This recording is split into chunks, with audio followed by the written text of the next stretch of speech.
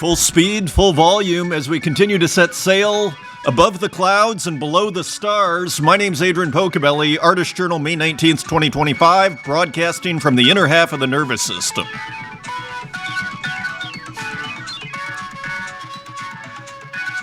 As many words as my lungs can handle. Welcome back. Welcome all new subscribers. Welcome everyone to your international internet art program. And so it's been a very early morning for me. I got up at 3:45, but I felt great.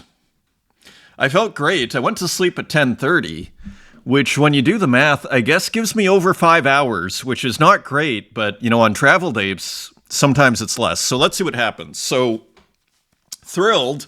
The energy is good. Let's see what happens. But yeah, made an art piece, finished Act 2 of, I'm reading Romeo and Juliet. We'll get into all these things at a certain point. But I'm watching a great course with what used to be called the Teaching Company. Now it's called Wondrium.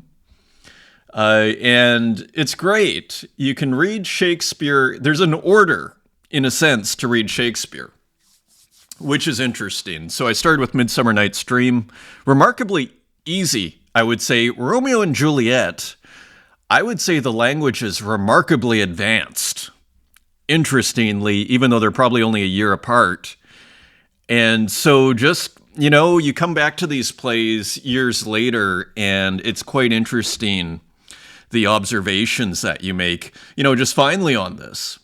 Dream, as they called in the lecture series, in A Midsummer Night's Dream, I kind of forgot. There are so many things. Even Romeo and Juliet. We all know Romeo and Juliet. I forgot in A Midsummer Night's Dream how, they go to the green world, so to speak. And then most of the plays in the green world, like before they come back to civilization, I kind of thought they went back and forth. And even Romeo and Juliet, I was like, I don't remember that scene, at all. If you asked me, was that scene in Romeo, I'd be like, no. So it's all very interesting. The summary on this is the importance of a lifelong education. One of the most important things I did learn at school and University of Saskatchewan, in Saskatoon. So let's begin. Ratcloak out of Ukraine. Hard to English this painting. As I was putting it to myself, as I was putting the show together, he's unafraid. Ratcloak is unafraid to be awkward, is how I would put it in terms of this composition. I mean, what do we see just very quickly here? We see the Photoshop brushes, which Ratcloak continues to excel at, and these beautiful little textures that go, these beautiful edges, right? And then a little bit of color under painting. Again, someone who comes out of painting, and it shows. But from a content perspective, we have what looks like Mickey Mouse arms tied in a knot, seemingly, and Mickey Mouse gloves with their kind of arms folded in a knot with this other kind of Mickey Mouse-like hand, but that the arm is white with an eyeball, holding an eyeball that is coming out of an eye socket with this kind of cool hat, and then an eye that is just kind of outside the head, and then kind of a bit of, a little bit of horror here with black blood coming out of the mouth, let's call it, or black bile, as they might have called it at one point. Even just looking at here, it's quite interesting, quite painterly, this digital painter. Quite painterly, as you can see here. It kind of has the feeling of a really nice, 18th century, 19th century painting, interestingly. So maybe the title will give us a clue. The browns are also of note. I mean, you have 3 different browns there. You have the background, you have the wall, you have the floor, and you have the darker brown in the hat. And actually, you could say 4 with a little stripe there. Again, all just masterfully painted. Interesting title, Hands, from a series called Crypto Decadence, edition of 10, Photoshop brushes, 2025, selling out, I think, almost right away. 30 Tezos each, so $20 each, so a quick $200 for Ratcloak, so that is awesome. Nice healthy market. There's Uxine, Absor Deity, Gozo, Bazaya, MF Drew, Artie Hands, all-star casts there. So, as I was saying, unafraid to be awkward here. This is like an example of what I'm talking about. Remember there's one where there's I think the woman's, and I probably shouldn't take too long here with the frozen screen, but as you can see there, with the woman's head in someone's forehead, here we see it in this person's eyes. So, again, we see it almost in the skull down there, as you can see it in the back. And I brought up this other work too, something which seems to be in the same kind of series, even though it's minted in a different collection here. Interesting, the frame as well. There being no bottom part to the frame. We see the same kind of cartoony arm, this almost cartoony surrealism. It's got a bit of a Dali feel, doesn't it? I would say, but completely different at the same time. We once again have the arm coming out of the eye. Interestingly, we have a person, maybe the person who is about to be attacked with this person with the knife, and the knife going outside the frame. And the frame also being broken over here. Again, very painterly, kind of luscious brushwork here. Again, using the Photoshop brushes, a similar kind of psychotic mouth here. A similar psychotic mouth as we see here. Kind of looks like the same person, doesn't it? With this almost, archaeologist hat, for lack of a better term. So interesting work from Ratcloak, and these went only for 15 Tezos. So, so just very nice series. A lot of browns in the series. And always keeping it new and original. I don't really have too much to say about it, because I don't know what to say about it, other than, isn't this interesting? Look at this. Look at how strange this is. Look at this hand squeeze the leg, which is the body. So mysterious work from Ratcloak, but beautiful and well executed, and just fun and interesting, and kind of provocative in its own way, and ambiguous. Let's turn to the comments. So, turning to last episode, one comment here.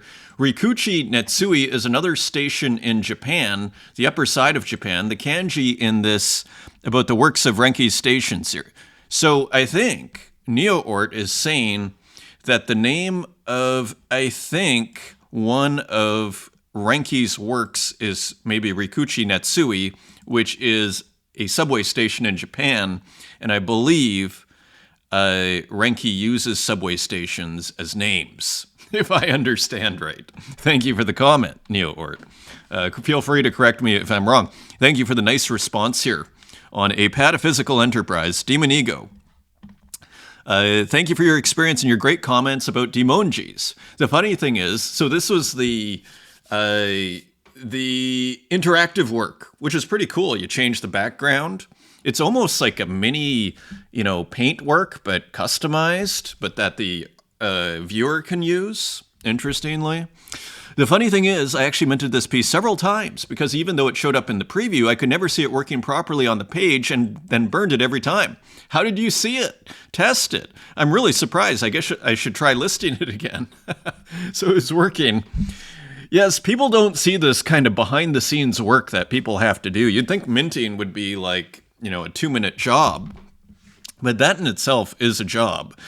So the reason I saw it, I think it showed up in my notifications, and maybe you hadn't burned it yet, and so I had kind of saved it, and then, of course, it remains, just it had 0 editions. So I think it was like that. I think it was through my through my notifications.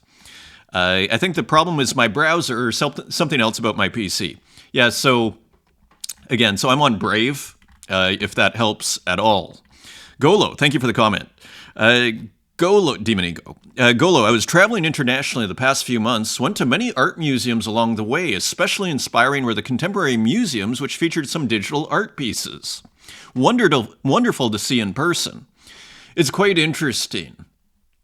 There is a real interest in digital. Interesting for us over here. There is a real interest in digital with museums because they've been showing the same 20th century works to overgeneralize, or they've been doing the same shows, right? As I, say half jokingly, of the same 50 people, and it's just at a certain point the public gets bored. It's like we're still listening to the Beatles, right? I mean, it's kind of like that. Or even, listening to, and hey, Thelonious Monk is awesome, but, the 1940s, 1930s, like, at what point? So there's a natural need for digital. Watching your show now, I feel like I'm visiting museums still. Thank you. Yeah, isn't it interesting? This curation, like what I was thinking to myself, like I do in a sense, I'm doing a art show 3 times a week, and I've never curated in real life, interestingly. But I was thinking to myself as I was pouring the coffee, getting ready for the show, I feel like if I was in, I wouldn't even want collaborators. I'd just be like, I know exactly what to do and where to go and like what works I want to do, what story I want to tell, put this, remove this, put that. I do it 3 times a week for like 2.5 years.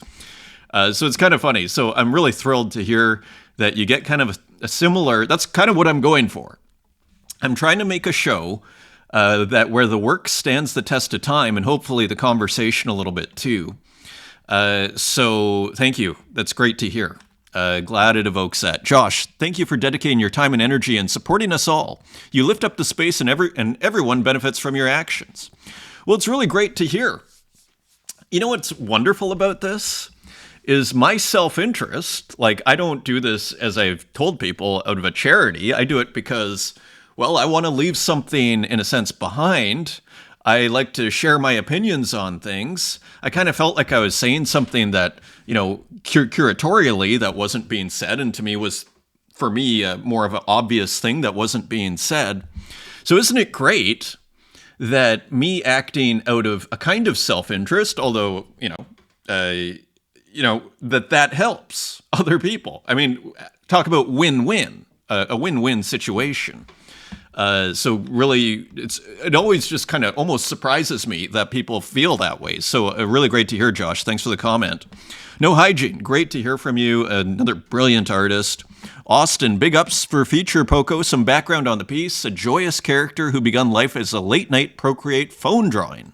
Interesting. Yeah, Procreate on the phone. I have used it a couple of times. I found it a little trickier. Procreate on iPad is pretty easy, but I find Procreate on the phone, it just felt like menus were buried, but it's just a matter, I think, of spending time with the software. With animation made in Photoshop and compiled using APNGB. Never heard of this. Minted on-chain with 0 contract, so super cool. Maybe at one point, you'll be able to do it 100% on a phone, which would be also rad. Cool piece. Thanks for the comment, Austin. Absurdity. Hello, Adrian. I do hope that you are able to find some time to create the adventures of ideas. I'm ready to subscribe. Wonderful. We can talk about Shakespeare there. There are so many topics that I and others would like to hear you go into more detail than you are able to during your artist journal given the 1-hour limit. For example, a topic that I know you're passionate about is pixel art. You've documented your evolution from wondering whether this is a serious genre to recognizing that this is not just a genre in digital art, but a core genre. But why is that so? It's not just nostalgia, nor is it the haiku-like limitations of working with a limited number of pixels. Sure, there is something to the limitless increase in canvas size without loss of resolution, but that doesn't explain the aesthetic draw of CRT screen pixel art, in which the pixels have fuzzy borders. Clearly, there's something of substance here that cannot be easily defined, but might be pointed to as with how Zen Buddhists speak of pointing to the moon. Yeah, aesthetically, to your point, Absurdity, you bring up a profound point, and I'm just seeing this comment for the first time as I read it. You bring up a profound point of the aesthetic qualities. There's some, to your point, there is an aesthetic something that seems to be happening with pixel art. Now, it doesn't just happen anytime, but we tend to take a certain delight in it. And what is the delight of pixel art? in a sense, I'd say that's more a subject for this show but who knows? So it's an interesting question. Yeah, I mean, rectilinear, you have a big, I mean, yeah, it's so unnatural is maybe part of it. I mean, it is a very geometric, mathematical, there's kind of something Platonic form-like about it, which is not natural in the sense of organic nature. You don't find pixels in organic nature. Interestingly, it's digital, so it's mathematically perfect. So does that, does it, in a sense, to speculate here on the fly, is this a kind of contrast? Is the delight we take in pixel art the contrast that we have from our visual reality? Like our normal visual reality, which is that you see the diagonals of the book behind me, nothing's perfect. And whereas here, it's kind of like this perfect mathematical thing, but it's not just like a Mondrian, which isn't perfect, but you know what I'm saying? It is oftentimes representational, right? Because in a sense, abstract pixel art, the case can be made, and if you make it big enough, you can make it very interesting. But I think it's maybe the contrast that exists between the rectilinear pixels and organic. I don't know what's happening. Last time it was the fireworks, now we're getting the balloons. Between the rectilinear pixel art and organic reality, like what we're dealing with, curves, nothing's perfect. And so maybe when we see that, and then we still see representation of that, so we get this natural kind of contrast, hard contrast, I think we just go, oh, that's cool. That's fun. It's a vacation for our eyes in a weird sort of way. If I had to speculate out loud. Yeah, and so, you know what I'm thinking for this show is it's kind of an opportunity for me to learn as well, but let's say we go, okay, you mentioned pataphysics, let's go into pataphysics. Like, let's go into the history. You bring up a Wikipedia tab, you bring up some pataphysics. Where are we now? And you just kind of make it up on the fly with some prepared tabs, right? And then you just kind of come away feeling like, okay, I have a better clue of what that is. Now I know the order to read Shakespeare's plays if I want to really study them. This sort of thing. But more history of art type stuff. Who were the first pixel artists? Like we hear about E-Boy, and that whole debate. So all to say, thank you for the comment, Absurdeity. Interesting as ever. And I will let you know. I've got a lot on the plate right now, but I am excited to do that because I think, bring in some more revenue. I may move to Paris here, and that's not cheap. So I need to bring in more revenue. So I may, maybe sooner rather than later, my friend. Mr. K, great to hear from you. Mr. Good Vibes, a.k.a. Mr. K, thank you for the comment. Trippy Collector, a show like no other, an artist like no other. Indeed. Thank you, Trippy. Great to hear from you. Alain Servet. So we haven't heard from Alain Servet for a little while here. The final word to art market. The art market's hard ceiling. The big spring sales have come to a close, leaving in their wake a distinctly unremarkable impression. Good works are selling, but there's a limit to how prices will go and how far anyone is willing to stick their neck out even for something they believe in. So the great repricing seems to be happening here. It's hard to imagine the prices getting any wilder than they had already been getting. I mean, even for a Magritte, they went up a lot in price. The Surrealists were quite slow. Even 5 years ago, I don't think the Surrealists were nearly as hot. And now, do you see, is it $20 million for a Magritte? And I love Magritte, but, how far can this go? Are people going to pay $50 million for a Magritte? So art, generally speaking, particularly, I'd argue contemporary art, but also a lot of modern art. Art in general is way overpriced, I would argue. There is something, now, there are exceptions to this, and ultimately, you can say it's overpriced, but if people are bidding on it, all you need is 2 people to bid on it, and that's the price. That's what the market said. So there is that too. But yeah, I put it this way. When I go to galleries and I haven't even heard of the artist and they're selling for $20,000 to $60,000, and that's sometimes on me that I haven't heard of the artist, but nevertheless, when you look at the Giacometti for $70 million, it's just, to me, it says, there's probably time for at least a consolidation. Let's put it that way in the art market. So interesting. It seemed inevitable, didn't it? And it's like a recession away, all of these things. Ayo, Craigo. The fact that your work has not a lot of likes does not mean people are not watching and that it's not even influencing others. This is a really great point, because I see, all sorts of works that, will have like 1 or 2 likes. Sometimes I put them on the show. Sometimes you just see them and go, oh, isn't that noteworthy? And you keep scrolling. So this is very true. Actually, the web is a strange place, and the people your work influences will rarely click like because no one wants to be seen stealing. That's funny. They don't like to be seen, but we can see us in their work, of course, even more when we developed our own style or body of work. We know it, and most important, they know it too. Let's work. So interesting. The anxiety of influence on the internet. Museum of Crypto Art. When was the last time you looked your crypto bro square in the eyes and said, man, I reposted that piece of sick crypto art so hard? Well, I think the point that the Museum of Crypto Art is making here is, exactly. Are people out there, and I think it speaks to this whole, I'm surprised to hear them say that. But to me, someone was calling it an echo chamber to a certain degree, and it's remarkably small. And it's kind of true. Who outside of the bubble that is crypto, who are talking about these artists that are kind of selling for at the top tier, on the Ethereum? It's just an interesting question. Maybe some people, the Toledo Art Museum, right? It's just an interesting point. This was also interesting, Justin Trimble.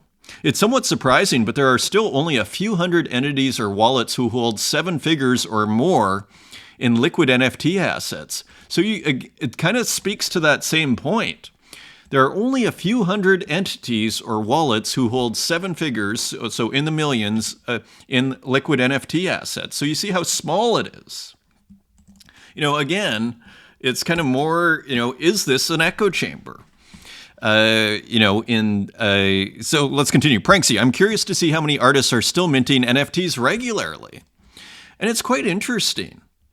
There are a ton on Tezos, but on, when you look at a lot of the 2021 crypto art stars, you do not see them minting a lot. You hardly ever see them minting. Interestingly, and as I think I've speculated in the past, probably the reason is because they can't, is probably how they feel, because if they put out a work and it sells for a lower amount, what happens to their whole auction situation at Sotheby's or Christie's? Right? What happens to their market? So they can't release art is sort of how they're thinking, which is pretty sad, the situation.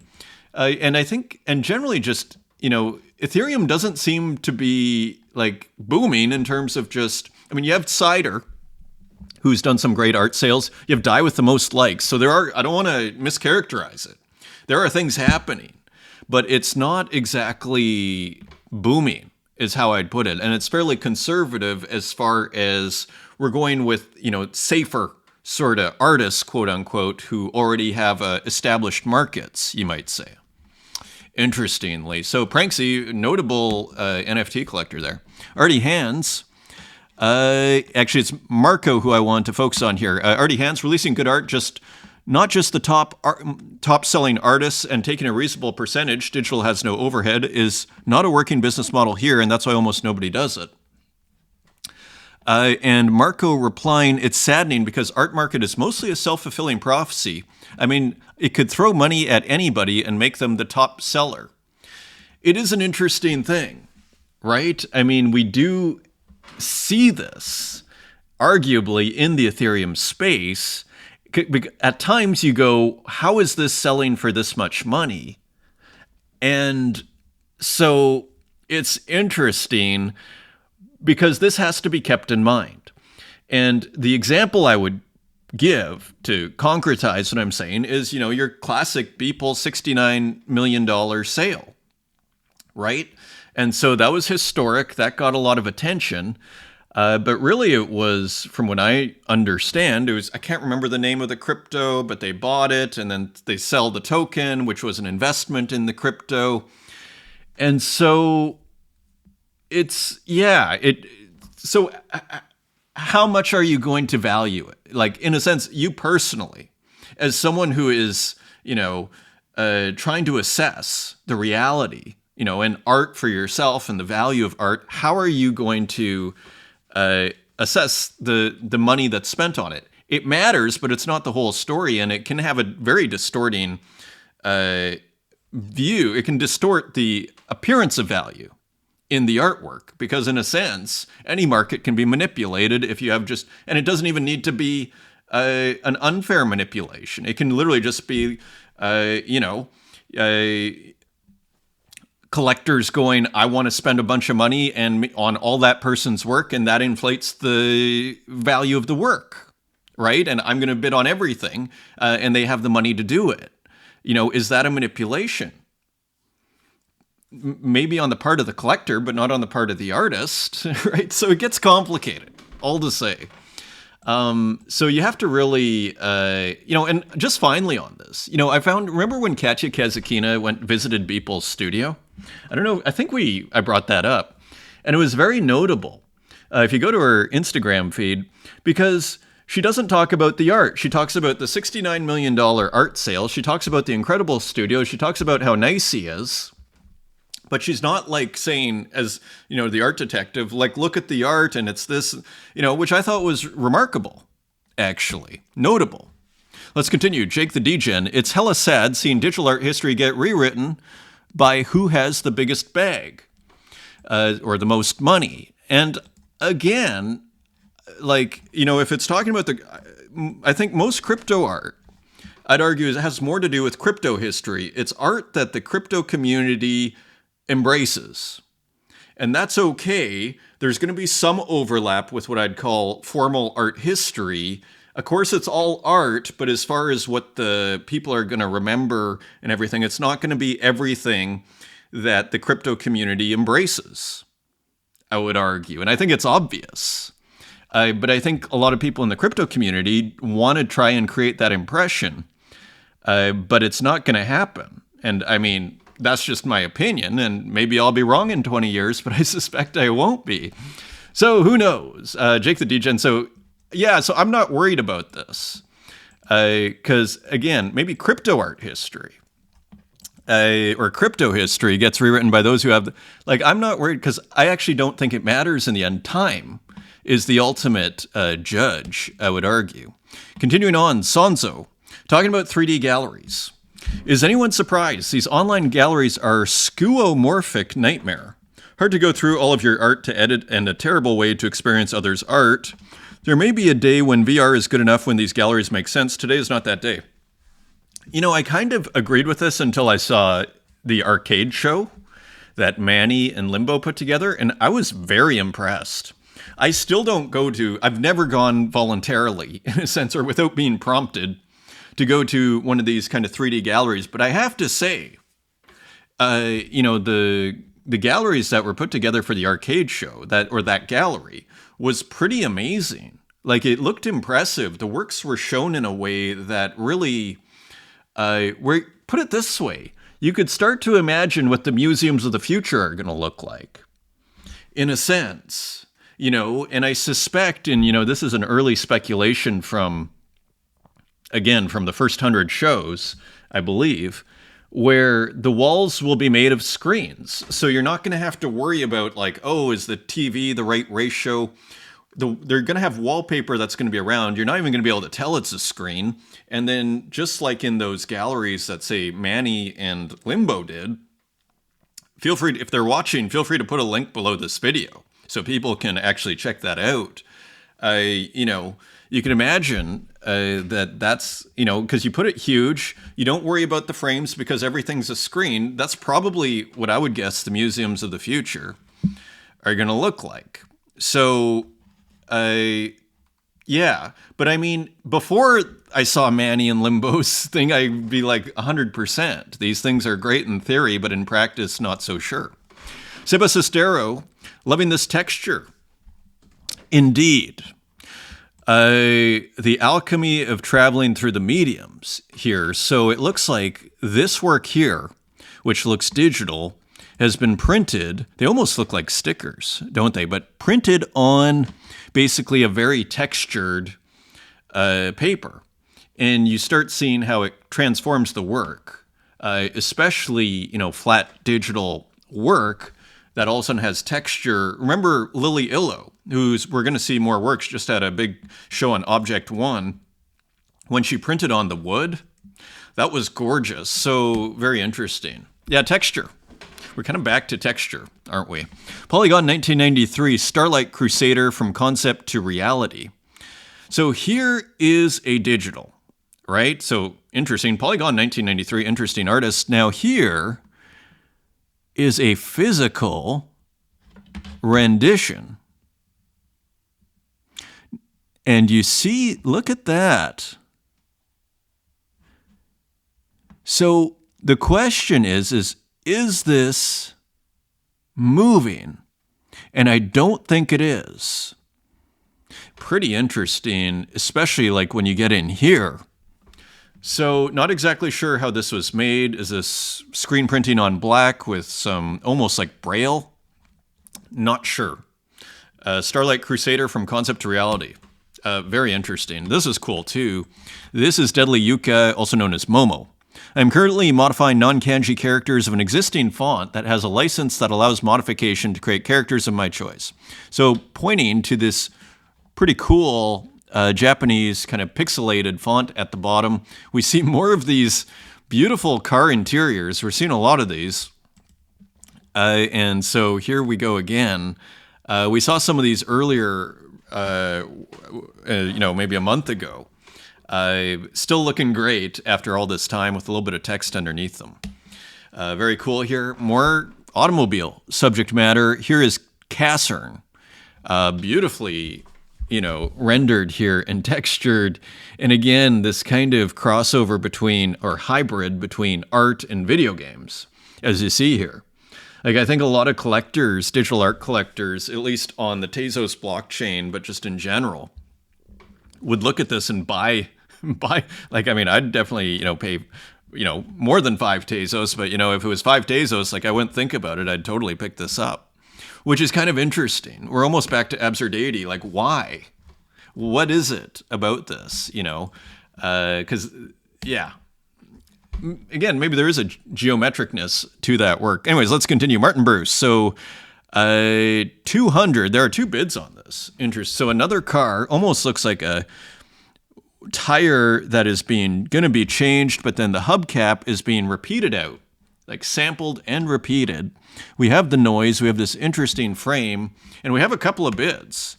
And the hubcap is overlapping outside of the frame. Interestingly, or moving outside the frame. So another you can never predict Martin Bruce's work, and you have 2 bids, Neon Monk and Deggy D, 2 big collectors here, 250 and 260 Tezos.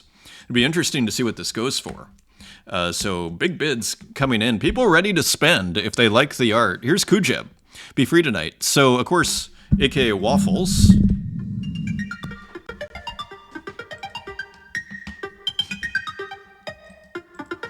And this is a 5-minute piece, so we cannot show the whole thing.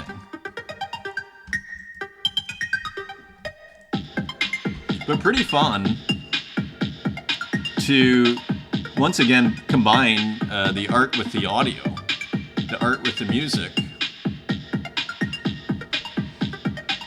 Kind of a happy tune, isn't it?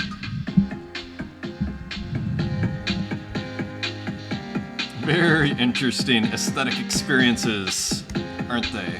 Look at that. Quite beautiful. Shall we?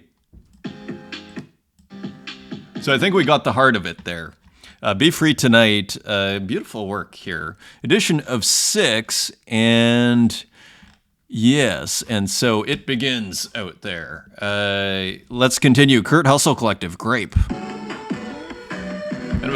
Feels like a little bit of a Japanese theme. Feeling.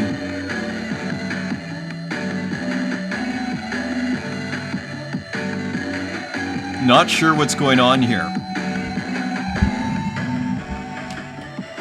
Kind of reminds me of the California grapes. Yeah, grape. Just grape. Remember the California... Was it the California grapes? That was a bit of an 80s thing. Oh, only a Tezos. Wow. That is probably for object. Continuing on. Kurt Hustle 97. Look at this. May 22nd to 26th, Malmo, Sweden. Kurt Hustle Collective will be part of Chromatic Aberration. Installation and exhibition. So Southern Sweden Design Days, and is this experimental imaging? So pretty interesting. Look at that. Very interesting. So getting out in the wider world here. Here is cider, I believe. Must be one of cider's fish. A beautiful one. Great texture here. Digital to physical and back. And let's turn to another one. We have some sushi. Rest in peace to this rare fish. Indeed. And so here, another beautifully textured work by Cider. Kind of in the fish series. Here's Lorna Mills. Demolute, Demoshoot. Kind of a different one from Lorna Mills, which is the... Forgive the computer. We have a lot loaded up here, friends. Usually, I mean, we don't really see the car or the subject change that much with the Lorna Mills work. So kind of a different feel to this one. But interestingly, keeping the selection fairly consistent, seemingly. So who knows what's going on here, but kind of a different feel to this one. This is an edition of 32 for 20 Tezos, of course. Almost always, she said always, when I talked to her, in the spaces named after racehorses, who always have these crazy names. The titles of her works. Here's Nov 1914, Pinos. Again, a little bit of a video game feel to it. We're almost at this notion of video game landscapes. Sometimes it's at a 45-degree angle, but it's almost like, as I was saying, en plein air. It's almost like en plein écran. It's like in plain screen, as they say. So Nov with more interesting work. Let's see here, Camino de Lluvia. So once again, if you're not familiar, you might think this is pretty wild work here, and it is. Quite experimental, and yeah, the top and the bottom of the frame seem to be missing, or just decided not to be put in. And all sorts of experimentation going on here. Kind of looks like a bit of outdoors. We seem to have flowers and trees. I'm not sure if that's rain or a waterfall. Edition of 7. And how many gone? 3 gone. Yuri J picking one up. And here is this exhibition by Lily Illo, Garden Bed. So the name of the exhibition is actually called Data/Soil or Data Soil. So this is an edition of 1. So this is on Object 1. So these are AI artworks, and as you see here, and you'll see, so almost like AI paintings. And you see the flowers, you see the nature, you see, frankly, the work, a little bit of the chairs that Lily Illo has worked on, as well as the repetitions, the AI distortions, as I like to call them. Beautiful palette. Nice composition. So that'll go, I think these were just minted. So I'm not sure when it goes on sale. The Long Wait. Here's some very nice kind of, again, painterly AI paintings. So beautiful work here. It's quite different from Rafika Anadol. right? From what we saw the other day, which was more like Hollywood trailer, fast hitting, and bass and everything coming in. This is quite different. Experimenting with painterly textures, as we also see with Skamra, and we'll see some of Skamra's work. Here's another one, overgrown. So very I'd say very competent painting here. Very competent AI painting by Lily Illo. This is beautiful. Look at this, really holding up, isn't it? Fabulous. Fabulous, fabulous. Look at this. Again, the delight we take in painterly texture in quote-unquote real paintings seems to be translating here, which is just kind of noteworthy and still a bit of a riddle for me. Data soil, this is an edition of 20. And here, as you see, so AI getting pretty good. Look at this. I mean, and AI artists getting pretty good. You see how, refined all of this is getting. Again, what does it mean when the AI painting, starts to rival the experience of real paintings when you go out? I mean, if someone had painted this, if you went out to a gallery, you'd probably be pretty darn impressed and be like, why have I never heard of this person? Right? So it just makes things interesting. And then we have these original AI compositions, the gardener. So seemingly the same person here as we see, and repeated, and probably again, a bit of an AI distortion in these beautiful flowers within. Again, a very painterly work here. A little bit impressionistic, but also maybe just a touch later, perhaps. The gardener, so edition of 1, and the red chair.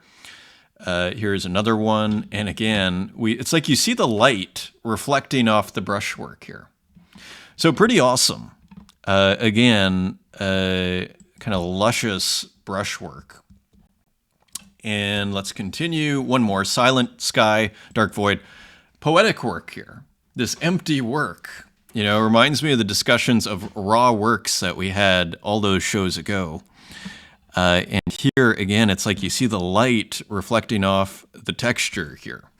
Poetic work, looking off into the void, as it says here. Continuing on, Enigmatris. So doing a pretty cool cat here. About 3-4 colors here. Really strong orange background. And again, you see this hyper textured edges. Let's see if, I guess that's the biggest we can make it. As you see here, not like you see right there, like not entirely smooth, which is nice. That adds to it. Again, we're back to the organic versus, and forgive the computer, my friends. We're back to the organic versus the rectilinear and geometric, and it's almost, again, this kind of cosmic contrast between math and like the world of the forms, so to speak, and the world of reality, which is imperfect. Like, we're kind of back to that, and that contrast, that monumental contrast. Let's continue. This was quite beautiful too, by Enigmatris. A very nice minimal piece. This is what happens when you work a lot. When you're prolific, you start doing different iterations, different kinds of feeling. You're not trying to remake the same work over and over. You're doing different things because you're getting bored because you've made 10 works that day. And so all of a sudden you go, oh, here's a nice iteration. Oh, this is different. That's what happens when you get prolific. Canik Zapata, as many of you know. Reality when the reality is you're not. So Canik Zapata going with some pretty wild kind of almost like a phone-like canvas here. And we still have the cellular automata. We still have almost like the painting in the background, and we still seem to have some stable diffusion there. Interesting composition. Never seen anything quite like this. At auction for 10 Tezos. And the auction has begun. Birthday crying is a kind of remembering. That's funny. And so here, again, kind of more of a cartoony style here. And again, similar process. Edition of 10, and that is 8 Tezos. Here's Suisoichi. Will Laura make it to the end of the series? So not sure. Wonder if that's referring to Twin Peaks, but more, not sure. More textured pixel art here. Here there's more noise. So not quite glitch, but close. Again, exporting seemingly between a couple of, not stopping at the pixel art, adding some kind of life to it, some texture with the noise. Here's another one by Suisoichi. And again, adding a complicator, so to speak. And I think this is as big. There we go. So as you see. So again, I would argue what we start to see here is that contrast between geometry, the perfection, and noise being almost like randomness, right? And that's part of the reason it works, these kind of epic contrasts here. Here is Yuri J, who of course I follow. Incredible artist here. Let's bring up seems like an ashtray, doesn't it? Lesson 5. Maybe these are older works, perhaps. Not sure. Cylinder. I think I remember these. Yeah, so posting perhaps some older works here, but I'm not positive. And so here, Yuri J just posting some works on X. This cylinders, I thought it was an ashtray. There may be another one that's an ashtray. Here's Yuri J again, some raw stuff. So maybe at the beginning of the process. So a little bit of mosaic or pixelation filter, I think it is, or the mosaic filter, and nice kind of drawing by hand the frame here. So a nice little diagonal up there and kind of looking like a paper sailboat. Looks like it's going to be a beautiful piece. Here is Relaxer, Voyager. I think we saw Relaxer the first time last show. Maybe once before, and playing with these kind of sampled brushes here. So interesting, and creating what looks like a cityscape of a certain kind. Cool work. 46 minted at a Tezos each. For Object, I believe. Mumbleboy, No Comprendo, Pero Me Gusta, edition of 50.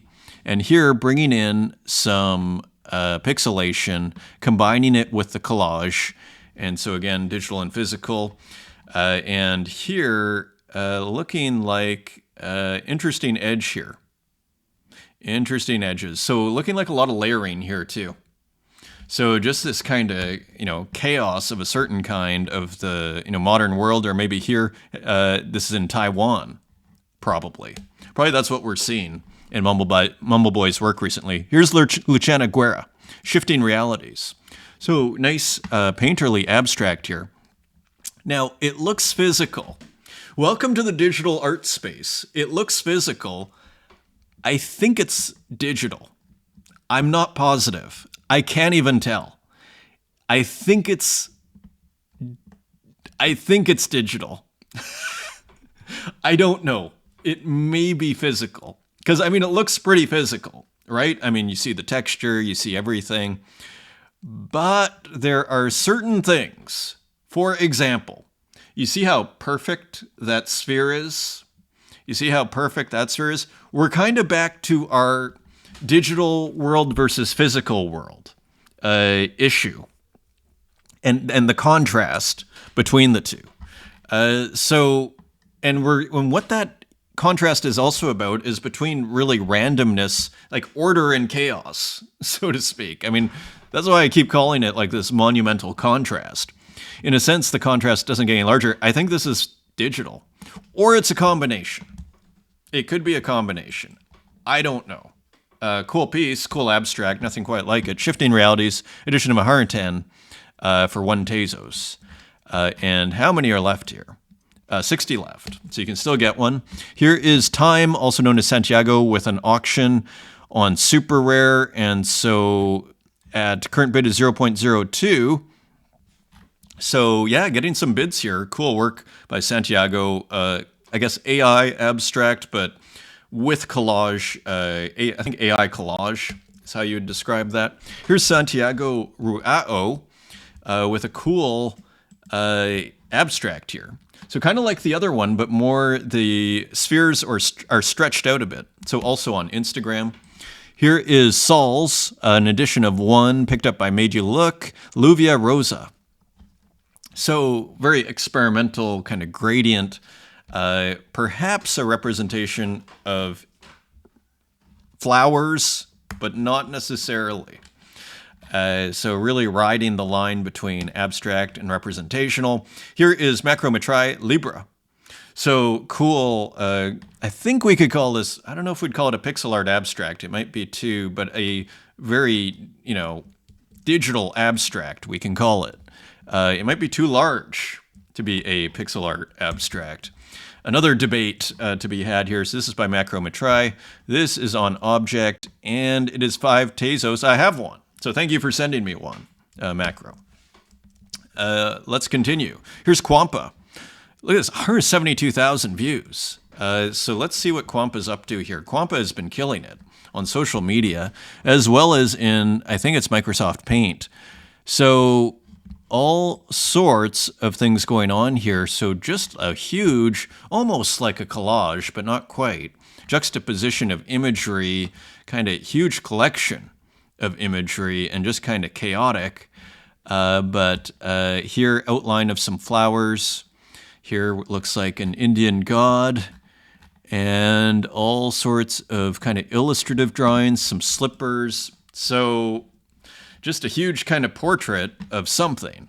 Not sure what. Is there a title? Let us see. Shiva Lingam. So maybe that is a clue. MS Paint 2025. Pretty cool work and doing fabulously. Vacations, Seba Sestero. I think that part of the thing is when you have a very detailed work, people zoom in and want to look closer. And I think the algorithm rewards people stopping, zooming in, taking time. The more time spent with a work, probably the more the algorithm rewards you.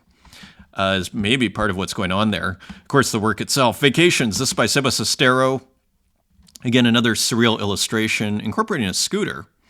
Interestingly, and maybe a cruise ship in the background.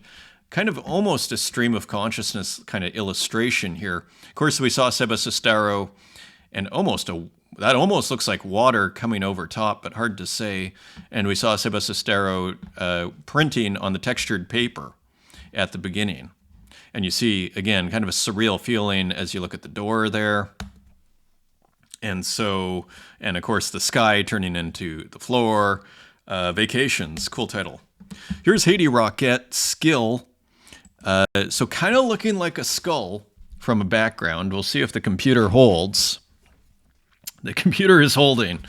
Keep your fingers crossed, my friends. So look at how detailed. No wonder the computer is having issues. Kind of looks like a skull, doesn't it? Hard to say that, but maybe the skull is masking that out. Here are some other ones also by Haiti Rocket, edition of 9. Loop frames. So cool abstracts here, and little dots of color moving through, selling for 23 Tezos. And here's an edition of 1, Haiti Rocket keeping it, 999.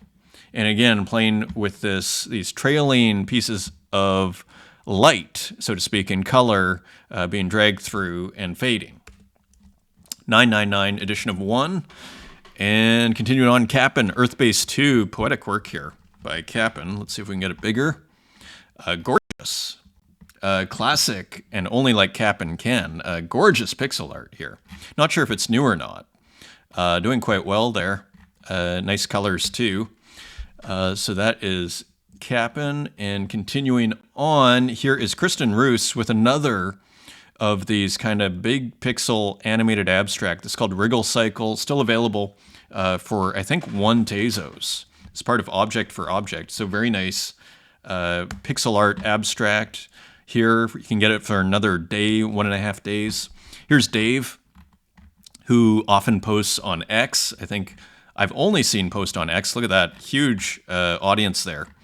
66,000 views, 170 retweets. Cool animated abstract here. Kind of imperfect in a sense. Kind of looks like it's at a slight angle, like it's almost being a screen being videotaped or recorded, video recorded. So interesting piece here. Let's just look at Dave, 95,000 followers. Some of these animated abstract accounts do spectacular. Here's Green Ginger, who of course I follow. Work in progress, interesting pixel art piece in progress, almost half abstract, half representational with the spheres.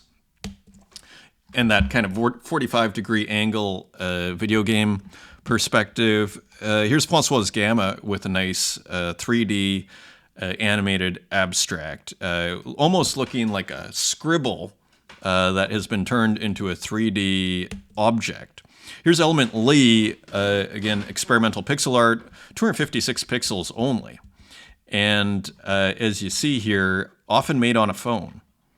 So nice work here, and kind of enigmatic as usual from Element Lee. Here's another one, Cave Story.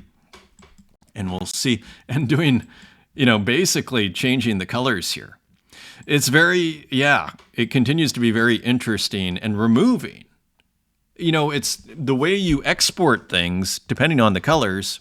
In this case, it can keep, if you do different colors in the work and then you export it, you'll get these colors come out, but the bottom ones won't.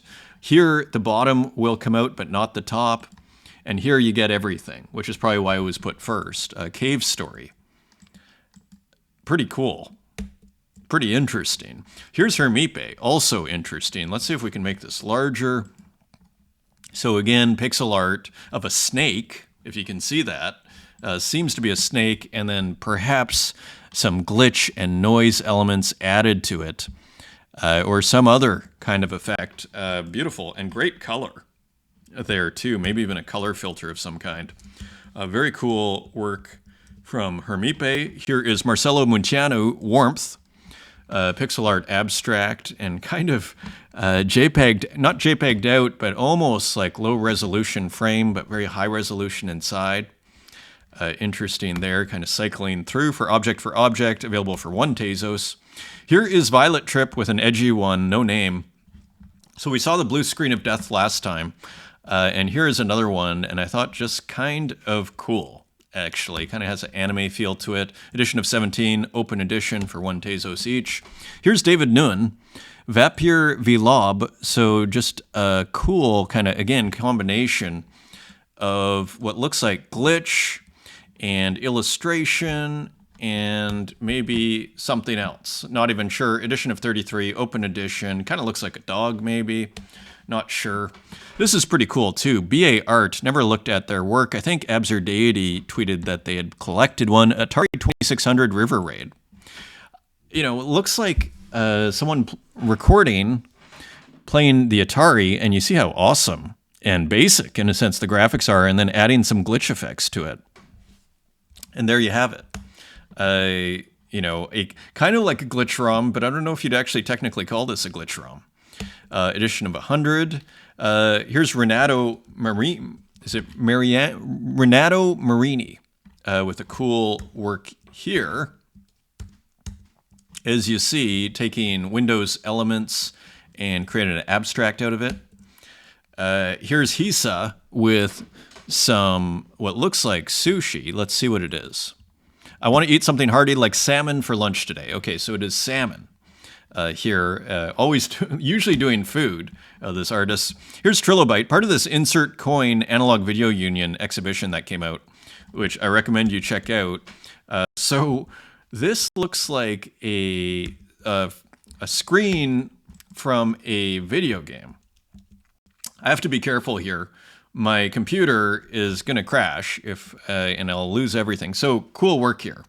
This is Trilobite, edition of 30 for 5 Tezos, and quite a few selling already. How many left? Let's just quickly check. 1 left at 5 Tezos. Very cool. Here's Blue Retina, Keep It Rock. So kind of the Blue Retina palette here. And as you see, that strong contrast between the blue and the red, and the figure with almost the bunny ears going down a roller coaster of sorts, very painterly, nice textures, edition of 21, now 24 Tezos on secondary. Here is Polygon 1993 again. I thought this was a beautiful piece. Nice and simple. Nice and simple, and the colors are gorgeous. That pink and yellow with the dark background and even the little VHS thing there. Very cool. I think Lorna Mills tweeted this one out. It's artist called Quiche Hellmouth. So kind of reminds you of the Inferno a little bit, doesn't it? Or some sort of medieval, I think it comes from a medieval manuscript based on illuminations from the manuscript of the Hours of Catherine of Claves, which I haven't heard of, 1440, by an anonymous Dutch artist. So digital cutout and animation by K. Very cool. Lekas 33GB with a cool analog video glitch work here, or some video processing. And here is DJ Kiro with a cool video painting, as I like to call him. A very nice piece here. And that is on Object for 20 Tezos, edition of 20. And here's Kiro again, who of course I follow, with another abstract. A bit more animation and movement, you could say, in this one. But still super textured and beautiful. DJ Kiro times MCHX17, so a collaboration there. Cool work. And here's Nebular, part of the X gallery, and this was mint. I don't think we've seen this one.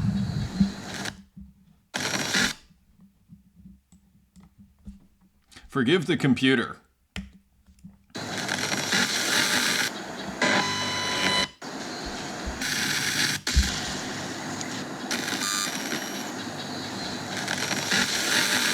Kind of interesting and cool. Electromagnetic Field edition of 1, 55 Tezos, and the bids have begun. Paul, who is a ghost, and Absurdity bidding still open. Exmortal Tosca. So another one of these. I love these. The last one we saw, I think, was a waterfall as well, where the blue water just kind of screamed out, and the pink leaves, and kind of warm and cool combined here. Really nice work. This was burned, so there may be a newer one. Here is a work called part of the Analog Video Union.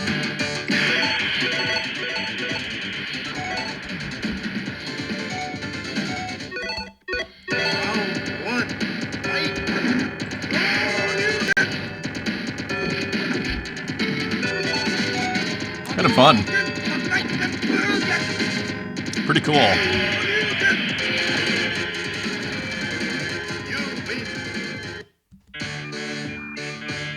Very cool. And this is 6 Tezos, edition of 13.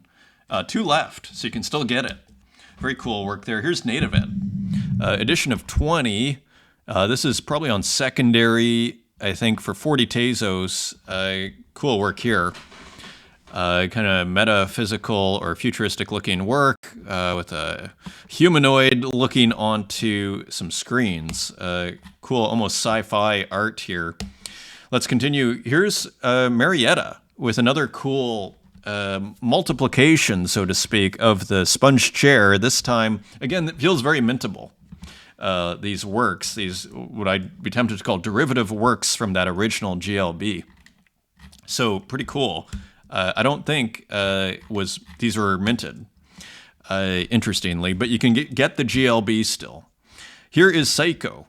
Orchidaceae flowers always look interesting, so more 3D scanning, I think some touch designer. So cool work by Saiko here, as you can see. Forgive me for speeding through this. There we go. Very cool work there. Here's Max Drecker, animated abstract, doing quite well there, 11,000 views, 91 retweets on X. Also has old school Tezos abstract artists there. Renki with a new work here, going with black and white, playing with color, and almost looking like, is it Donald Judd? Like an installation here that you'd find in the galleries, but kind of a funner, newer version. They could put this in the same show, couldn't they? Rikichu, maybe this is a subway stop. Edition of 1. And here's MCHX, who we saw collaborate with Kiro. So I believe this is AI, interestingly. AI abstract. Here's Tukes as we move into the AI. I know the abyss, yet I continue to bloom. You know, it's good that I am going on vacation because the shows shorten after I go on vacation. Here's Tukes. Cool. AI landscape here. Kind of surreal AI landscape. It's gigantic, interestingly. It is gigantic. Look at all of that. Beautiful. Nice work. 1,000 Tezos, edition of 1 from Tukes. Here is Skamra. This was beautiful too. Beautiful landscape here from Skamra. Kind of feels like fall in this one. Too soon for that for me, and this looks like maybe some art history that's being played around. My favorite part was actually this kind of label-looking thing with the writing on it, on the frame. Nice piece there. And a couple of more by Scamra here, kind of looking like a house, which is interesting. And we also have here, which looks like some buildings. So doing some more experiments here from Scamra. Here's Absurdity with what looks like some Star Trek themed works. Here is one with some of the original cast being repeated here. This is on Rodeo, background art for Phaser Frenzy, Midjourney, and Journey Paint. Still haven't tried Journey Paint. No Hygiene with another wild work.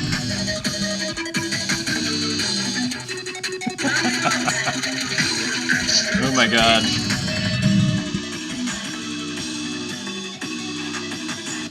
If I ever want to just scare everybody off and weird people out, I'll just start the show. I don't think I've started with No Hygiene, but it kind of has to happen.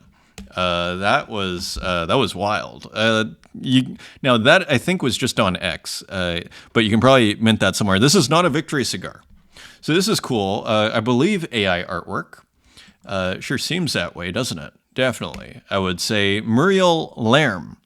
And so this is an edition of 100 for 1 Tezos. Here's Yoain with Ethistera number 8. So that is on Super Rare. So cool AI abstract from Yoain. As we continue, Ilya moved with a textured, kind of stitched, textile-like AI work. Wild. And here's Die with the Most Likes. So, of course, I follow Good Meat. So doing seemingly, not positive, but seemingly doing an AI artwork hilariously. So not sure if we're going to see more, if this was just having fun. Don't know. These are pretty nice here, too, posting these physicals. Great contrast between the kind of big water brush, kind of watercolor brush, and the super fine. Just try and get a contrast for new listeners. You know, that's what you're kind of going for. Why does this work? You know, there's not even, you know, get rid of the pen here and you don't have, like, what, it's okay. But you put the pen, all of a sudden you have a hard contrast and it works, right? That's basically what's going on in all of these. It doesn't take much. So you're looking to make contrasts. Is, for whatever reason, beauty seems to work with contrast. Here's another pretty... So Die with the Most Likes getting to be a pretty accomplished painter here. We've watched it progress over the last couple of years. It just goes to show, like, you work nonstop for 2 years, like, it's going to go somewhere. Camino Art Center. Another very interesting piece here, combining what looks like almost printing with mark making. That's in, I believe, Tokyo. Here's Moto Hero with a awesome, very cool, another very cool, almost like a comic book monster here. Kind of painterly in the background. Very nice piece, but not painting everywhere. Gives it a cool look. Here's Filippo Francocci. Beautiful piece here. Kind of looking like collage and not even sure. A combination of paint and collage. Really nice work there. And as we continue, Bondoso Bandido with a really nice painting here. Again, the magic of texture and randomness. Controlled randomness. There's something about it. And maybe the, you know, controlled randomness, it's kind of like that is the contrast. It's order and chaos. It's not total chaos, it's ordered chaos. Here, another cool work, Michael Pybus, with some nice mark making, also using kind of a cartoony figures here, kind of looks like Pikachu. It's Not Gallery posting Austin Lee, kind of looks like an airbrush painting, very unusual. A wild work there. Not sure who the artist was. Dan Control, I Would Like to Fish. So again, playing with these kind of magazine-like compositions, paintings, physical painting. Kelowna Contemporary Green Lawn Chair by Jessica Brillo. Pigment print printed on rag paper, archival paper, unframed, hand-signed and numbered. Nice piece. Love the lawn chair as subject too. Gregorio Zanardi, duck in hand. And there you see the duck. So a physical work. I believe this is posted on Object. edition of 11, oil painting with acrylic background. So painting up a storm over there. Here's H.P. Lovebuck's The Fifth Spirit, paint on canvas. So again, there is Evel Knievel going over a little stream in the countryside with a moose. And here is Logi Huxeldson, who does these kind of textile-like paintings. As you see here, kind of sewn on. Just really nice, fun, delightful pieces here. This is on Instagram. And here's Kayla Mattis. With more internet-inspired works with textiles and weaving. This is on It's Not Gallery, interestingly posting a Kayla Mattis work. Here is finally Bosque Gracias with another typewriter work. This is gorgeous. Love how things get crooked at the bottom. Just kind of makes the work, doesn't it? The physical, the imperfection of physical reality. Type Machine number 5. That one looks like it was burnt. And that's your show, my friends. We've gone way over, which means it's time for a break. One more show on Wednesday, and then Monday, another show, and then a bit of a break. Sporadic after that. Thanks for joining me. Until next time, take care.